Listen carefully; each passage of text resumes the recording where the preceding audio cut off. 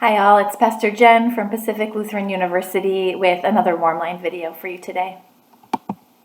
So a colleague said to me the other day, it feels like there are only 3 days right now. Today, yesterday, and tomorrow. That feels about right. Part of this short-term limited thinking is surely our brain's way of managing so many unknowns and the varying levels of stress and trauma that we are each experiencing. And yet we know we need to be able to at least somewhat think beyond 3 days and plan for the future. Whether you're a student who's about to graduate college or a faculty member who is thinking through what it means to teach in the fall. And also just because the ability to plan for the future keeps us hopeful. If you have any church summer camp experience or ever attended youth group, then you probably know the biblical passage, Jeremiah 29:11. It reads, "For surely I know the plans I have for you, says the Lord, plans for your welfare and not for harm, to give you a future with hope." That verse used to really frustrate me. I know the plans I have for you. Really, God? Well, can you let my anxious young adult, what am I doing with my life? Who am I? What does my future hold self in on the secret? It sounded too prescriptive, and I never really resonated with the image of a God who plans and controls all the details, like providing me an ideal parking space or making sure it didn't rain the weekend I wanted to go camping. I felt like God had bigger things to care about. And I don't actually think that's what this verse is about. Jeremiah is a prophet to a community in exile. So a stressed out community, uncertain of their future, in a strange time and place. Maybe a bit relatable. And in comes this false prophet that declares, hey, this is almost over and you'll go back home, back to normal, no worries. And Jeremiah calls out that false prophecy, instead promising that God's plan is that their future is one of hope, even if the return to normal isn't coming so soon.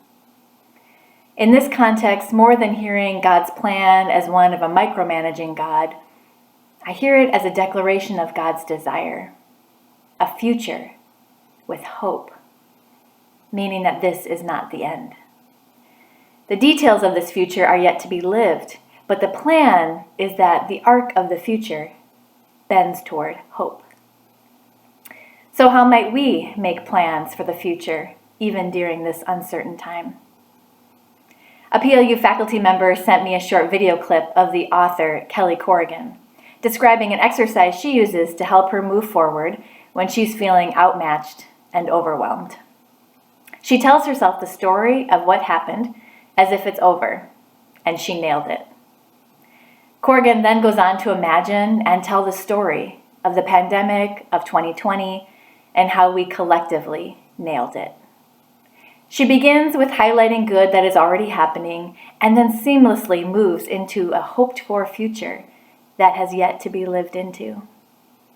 I love this exercise. Once we've named the hoped-for future, then we can begin to live into it. Now, it calls us forward. So what's your version of the story of the pandemic of 2020 and how we nailed it? Might this hoped-for future help you plan your next faithful step? My hope is that we live into our shared future by being committed to caring for our neighbor, including those who were invisible to us before, by making sacrifices for the most vulnerable among us, by praying for our communities, by working towards righting the injustices that have been exposed. We need to do all we can to join God in helping bend the arc of the future towards hope. That's one plan, anyway. To close, I'd like to offer you a blessing about hope written by Jan Richardson. Hope nonetheless, hope despite, hope regardless, hope still. Hope where we had ceased to hope, hope amid what threatens hope, hope with those who feed our hope, hope beyond what we had hoped.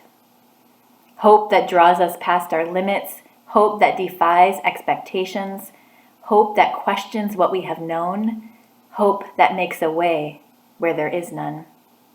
Hope that takes us past our fear. Hope that calls us into life. Hope that holds us beyond death. Hope that blesses those to come. And so may the God who calls us to move into the future with hope bring you clarity and creativity as you live into that hope now. Take care and be well.